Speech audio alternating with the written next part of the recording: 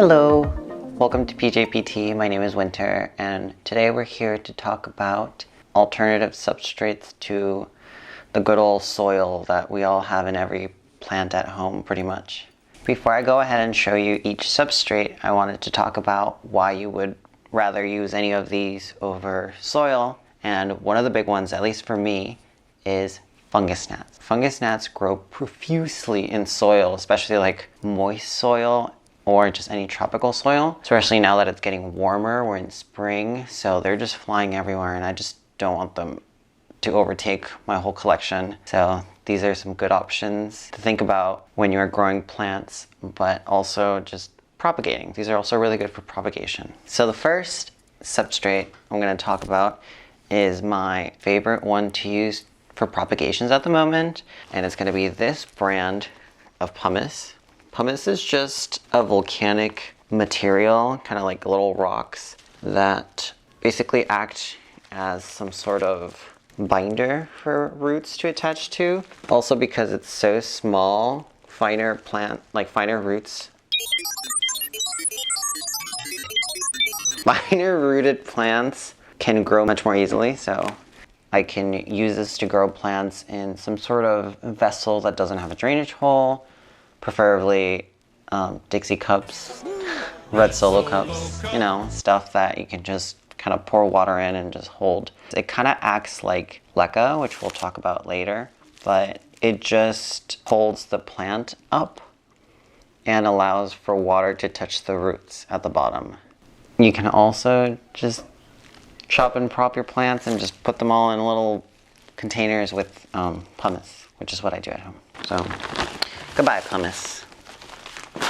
My next soil substitute will be my first one I got into. My boyfriend knows that I'm obsessed with this one only because I've been growing a lot of plants in them. And it's gonna be LECA, which is back here, but it looks like this.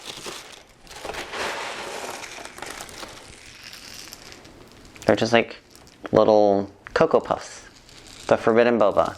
The name stands for lightly expanded clay aggregate. So they're just little clay balls that have these little crevices when they're stacked up together. So they help plants grow, give a lot of airflow. You can actually see your plant's roots if they're going to be in a clear container.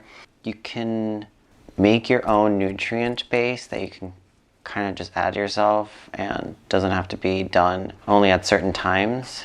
Like plants would be in soil where you would only feed them probably in spring and summer. When they're in LECA, they can be put under a heating mat and can just be given small amounts of nutrients throughout the year and just grow really nicely. My next alternative is something that I tend to use a lot in terrariums, and everyone is pretty familiar with propagating their plants in this, but it's sphagnum moss. It usually comes in this super dry consistency. You obviously have to hydrate it with some water, put it in a container, fill it, and just squish it. This one's really good at holding a lot of water compared to soil.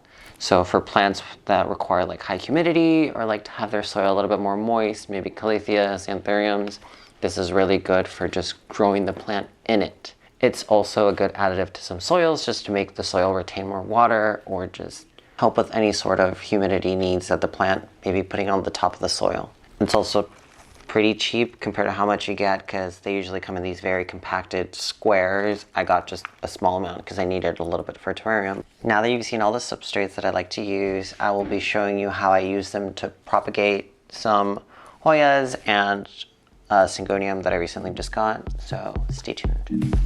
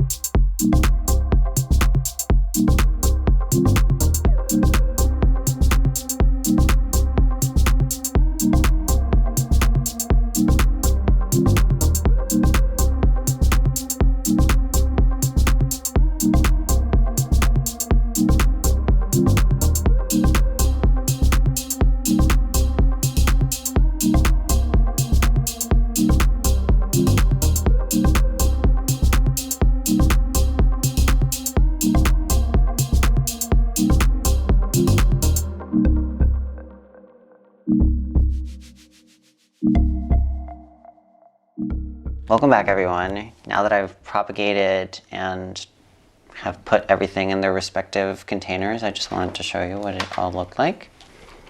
These are all 3 of them. LECA is right here. I usually just fill till half of the glass with some water, so don't let it get too dry. I usually let it get to this little divot here. Once I notice that the water's there, I'll fill it up again to half or above half.